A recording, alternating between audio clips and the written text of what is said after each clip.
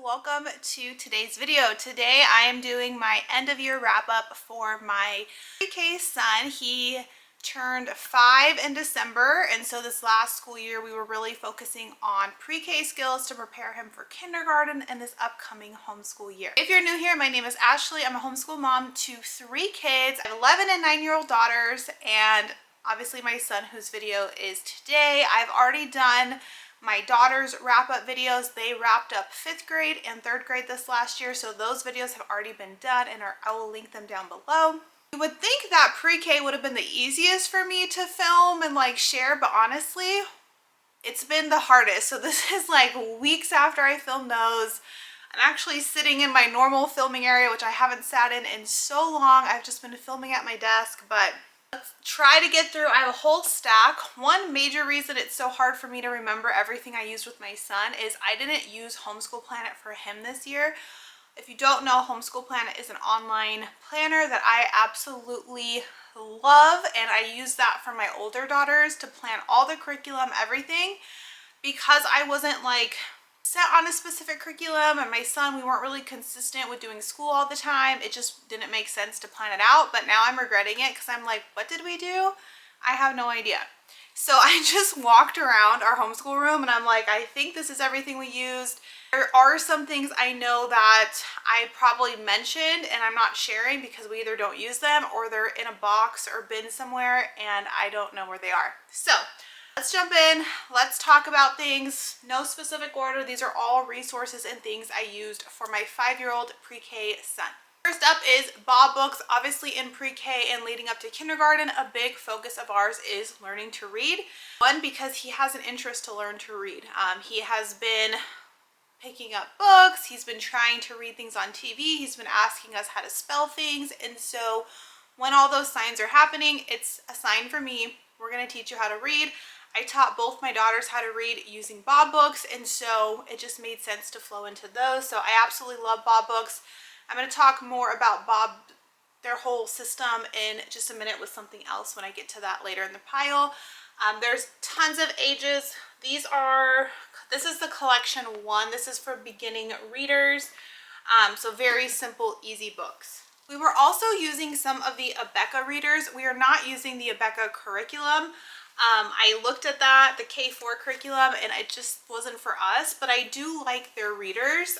So he has used some of their readers, and we will continue into these. They are very pricey for what they are. I mean, they are just paper stapled books, and they're extremely expensive. I found all of mine on Facebook Marketplace, but compared to Bob books where they're harder plastic, they come in a nice box, the pricing difference is just insane. We did start the year with this, my first school book. This is Handwriting Without Tears.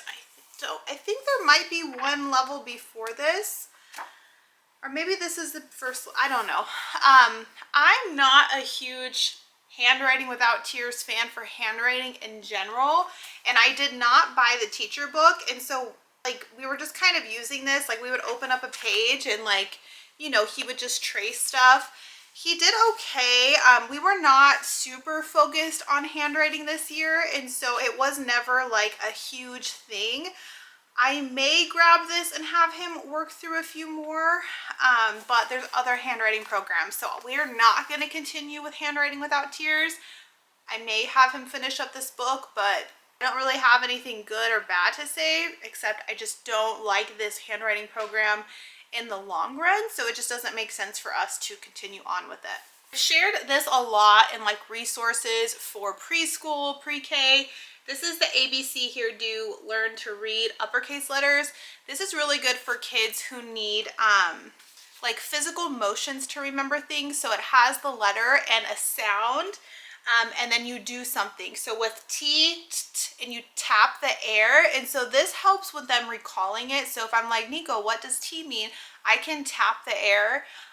He did respond really well to this, and I like that they're really big, colorful images. You could put these in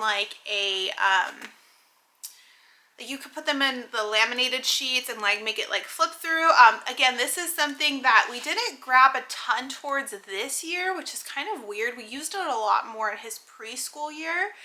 And then I do think we're going to grab it a little bit more because now it has where you've learned all the letter sounds and you can like start blending them. And so I think we're going to go back through it and start using it for that now that he is able to blend his letter sounds. He pretty much has all his letter sounds down.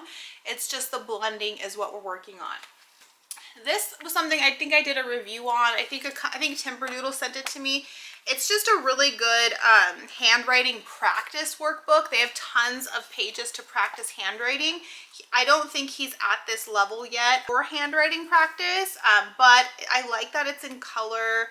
I do like the way that the handwriting is laid out. It does have numbers in here too. So again, this may be something that we kind of just pull and use, but I don't see us continuing on with this brand's program. Next thing is Elemental Phonics. This is from, I think her name is JDA, How to Teach Kids to Read. And I really do like this. Again, it's really focusing on letter blends. Like I said, we're just getting to letter blends now that he's mastered all his letter sounds. So this may be something that I start picking up again and working through with him, because that's all it is. It's just each lesson is different letter blends. You can buy it digital, print it out. So this again is something I think I purchased just a little bit too early. And so I think he's ready now to start focusing on these letter sound blends. Something else that we did this year that my son really enjoyed was I just found it on Teachers Pay Teachers. I don't know if they were free. I think it was from all different stores. We did a letter of the week. So every single week it would be, okay, this week we're focusing on letter A. And I just found like random like worksheets or just printouts of that letter. So this, like if you colored it, if you color all the letter J's, then the letter J would be colored. And then I put this up on like our bulletin board, so we have all the letters up there. This helped, you know, confirm letter recognition, which he was already pretty good at the beginning of this year. And then again, continuing to practice those sounds. So like I said, I think he has all the letter sounds 100% down. The hardest thing right now is the different vowel sounds, because once you like, you know, over and over say, this is what A says, this is what A says, and all of a sudden, well, A can make another sound. That is kind of what we're struggling with right now. Not struggling, but that is what we're challenged with right now. And some of the curriculum or resources we're using teach different ways. So the book, How to Teach Your Child to Read in 100 Lessons, it's downstairs because we've been using it over the last week. That teaches the long sounds first, I think. I could be totally getting this wrong. It teaches, so like the letter E, it teaches it to say E. And so other stuff we've been using teaches it to say eh. And so he knows eh. He knows that 100%, but it's throwing him off with the E sound. So that's just what we're navigating. That book is really good because with those E sounds, it has a line above the E. So he knows in that book, if there's a line above the E, you say the E sound. If there's not, you say the S sound. But that's not in every book. And so that's, I guess, the issue with, the only thing I see a problem with that specific teaching method is it doesn't translate well into other things. I mean, he's learning to read, so what can you do? Here's more of those Abeka books. I think the ones I showed earlier are the older level. Yeah, and then these are the other ones, like just more little reading books. They're super short, super easy. They focus on specific letter sounds and blends, and he really likes these. This was something that I wanted to try out. You guys, if you watch me, you know my whole debate with the good and the beautiful. I don't love their curriculum. I like want to love it. I think that's my issue, is I really want to love it, and I want it to answer all my curriculum needs, because it seems like it will. It seems like it's this beautiful, perfect, easy curriculum, but it just like never works how I want it to. This is their kindergarten prep. This is in between their preschool and their kindergarten levels. So this does have a mix of both math and language arts elements. It is very short. It is only 30 lessons, I believe, maybe 30 lessons. It has, like I said, just it has some letter practice, counting practice, letter sound practice. It was fine, but I just felt like it wasn't consistent enough for him for like an entire pre-K year. Like, this is a really good review. Like, I think this would be a really good review right before kindergarten, like over summer. Like, just spend, you know, 5 weeks just really making sure your child is confident in all of these things, but don't expect this to teach your kid anything. This is way more of a review. And so that is really where I needed all my other resources.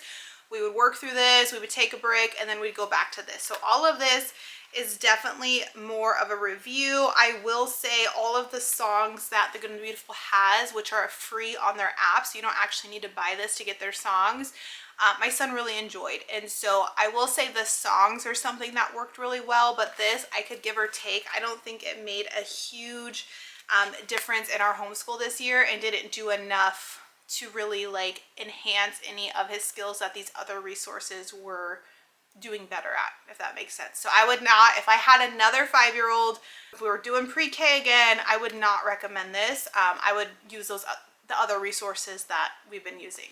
Like this. This is probably my favorite thing I found this year. This was my first time using this because it is brand new. This is a workbook from Bob's Books. So the books that I absolutely love that I've been using for 8 years with all of my kids, they came out with a workbook that actually syncs up with their books. So as your child's reading a book, they are doing different language arts elements that go along with that book. So they're going to see the letters. So this goes with the Sam book. He's going to practice some handwriting. These are all the words that he will be reading in that book. Then it actually has the pages from the book and he has to fill in the missing letters. So this I really like because it takes away that memorization of reading, which he still does. He definitely memorizes the Bob books. I think that's the point of them. But this really makes him think about what letters make these words. And I'm telling you, this is like my absolute favorite thing that I found this year. I bought the next level 2 to go with the next. I think this goes with like these 3 sets of books. And then I bought the next one that goes with the next 3 sets of books. So this is honestly going to be like our main language arts component for the upcoming homeschool year with his Bob books. Did I buy? I think I did. I bought the Good and the Beautiful Language Arts 1, and I think I shared that. I think I already did my kindergarten picks for next homeschool year, but I already warned you guys, I was not confident in that video of what I was sharing. So that will be changing. I'm pretty sure I'm changing like most of the stuff for my son for next year. But this is something that I absolutely love. I highly recommend. It's super affordable. It goes with the Bob books. Get it on Amazon. It's game changing. If your child does well with Bob books, it's wonderful. For math this year, we actually started out using Math with Confidence Kindergarten. Last year, my son used Kate Snow's Preschool Math, and Kate Snow is the same author of Math with Confidence.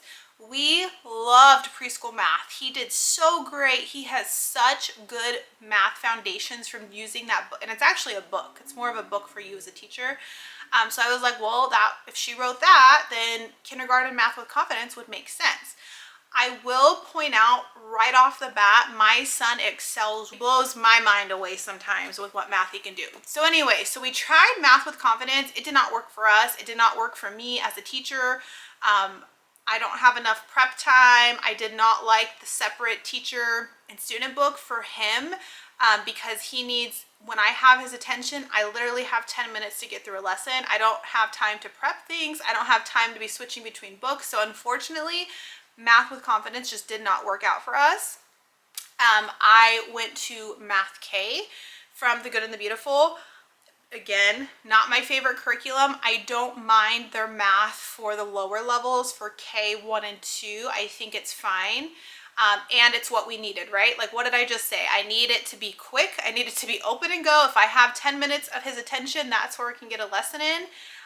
And the teacher's guide is all in one book. So we just open up the page and, you know, we complete the lesson together, and he's just completely excelled in this. I think we got about halfway through. I think there's 120 lessons, and we got through about 60 of the lessons. So This will be something that we finish this upcoming year, and then after this I will decide how we're going to move forward with math. You know, I love Saxon math for older levels, but not so much for younger levels, so we will see as he continues working through this and progressing in his math skills. So this was okay. It worked for what we needed this year. I wanted him to be, continuing math practice, learning more math skills. He jumped right into this. I do think it's very gentle, and so it's been absolutely wonderful for us.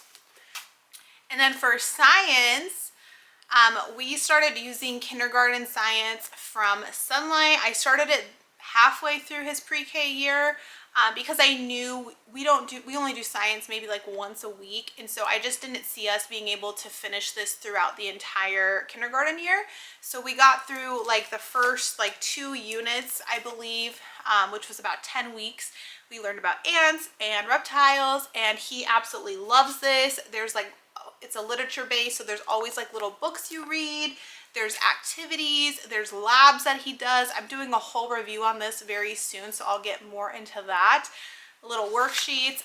This was a win. We absolutely love Sunlight Science for him. He's very engaged and absolutely loves it. So that is my wrap up for my pre-K year. Again, if there's something I forgot or didn't mention, leave it in the comments and I will respond what happened, or if I just completely forgot it. I am looking forward to a bunch of videos preparing for our next school year. I hope you guys enjoyed this, and I hope you guys have a great rest of your day. Bye, guys.